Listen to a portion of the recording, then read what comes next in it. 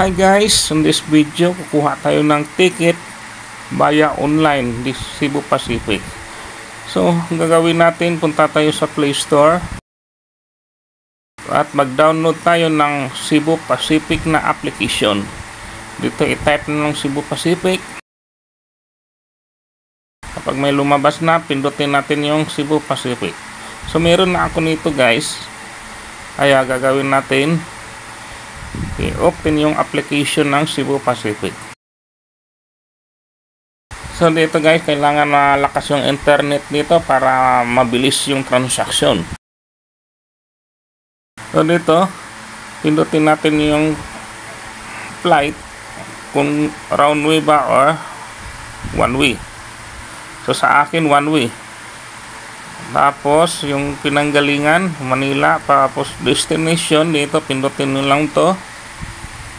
Ako pupunta ako sa aming probinsya ng Bohol. So piliin ko lang tong Bohol. So magpili tayo ng petsa kung kailan. Saka yung mga petsa dito guys, may mga presyo na rin to sa baba. So namimili ako ng mura. Kagandahan nito guys, pag mag-online ticket tayo, makapili tayo ng mga murang ticket. O kung anong petsa ang gusto natin na mag-flight. Ayan, nakapili na ako din. Search flight dito sa baba. Pag nakapili na kayo.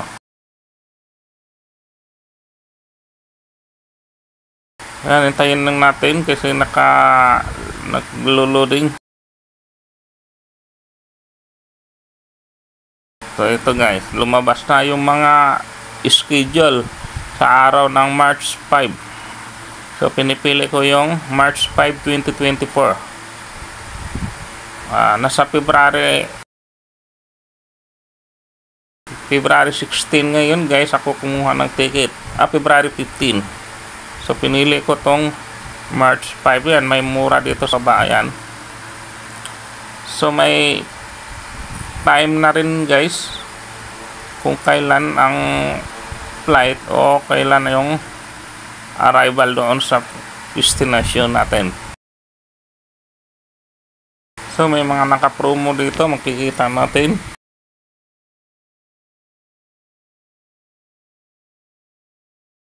So dito guys, kung gusto niyo na magdala ng bagahe o kung wala, pindutin niyo lang tong Gopher. Kung mayroon, pinutin nyo lang itong Go Easy. So may bagahe kasi ako ng 20 kilos. Kaya ito yung pipiliin ko. I want baggage and set. So dito guys, may kasama na rin tong upuan. Pag pipindutin natin ito, ayan, nakalagay nito bagahe at upuan.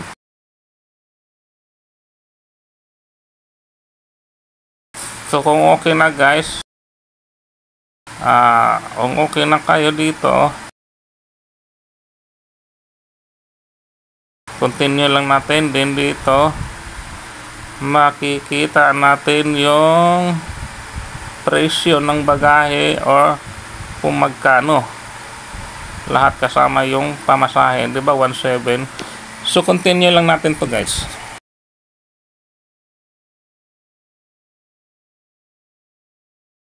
So ito yung lumabas. Dito kailangan natin fill upan. Make sure guys na tama yung details na ilalagay natin dito para hindi tayo magka-aberya doon pagdating doon sa airport.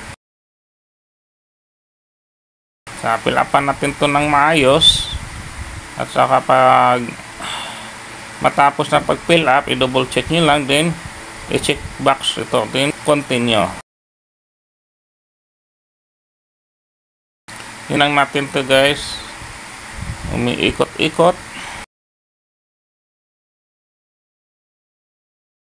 So pag okay na, proceed na din. Pag wala na kayong add-ons, pwede na yung continue. Ito yung booking summary.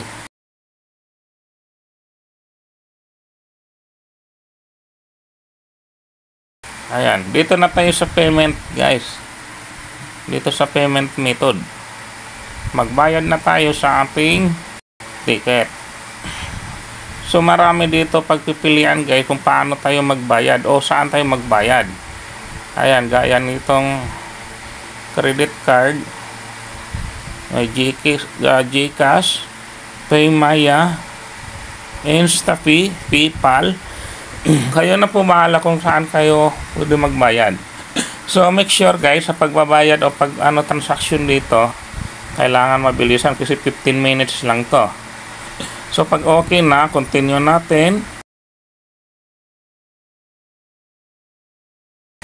So dito guys, magti-text yung code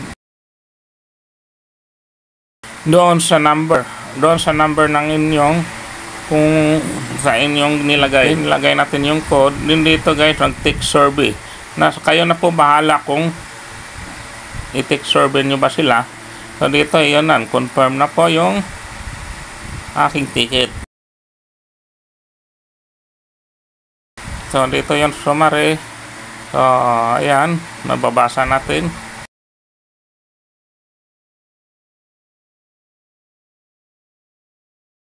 Pwede nyo lang kunan ito ng screenshot guys para may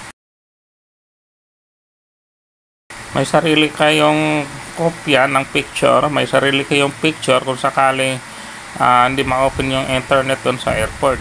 So kailangan natin ito ng screenshot.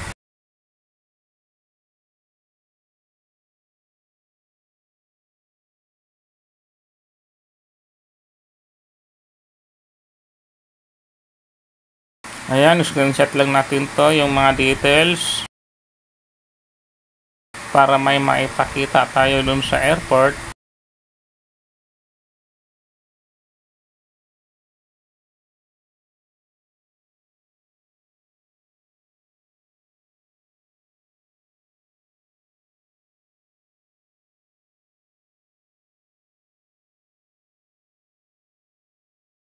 Yan, tingnan natin view itinerary.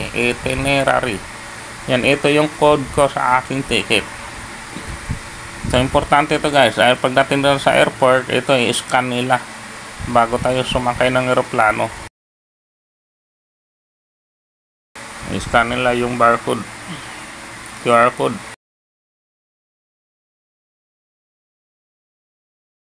Yan. Pwede nyo ito basahin guys para nasa inyo na po yun kung gusto nyo itong basahin. So ngayon tingnan natin yung email ng ating ticket. So may email din sila dito. Yan, buksan natin.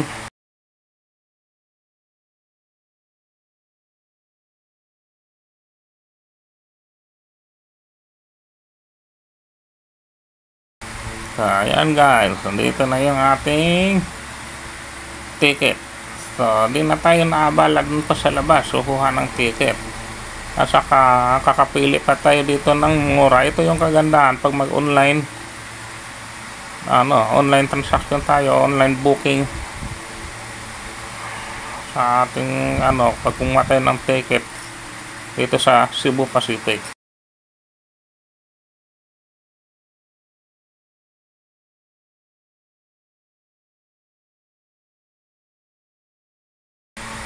Ayan, lumabas.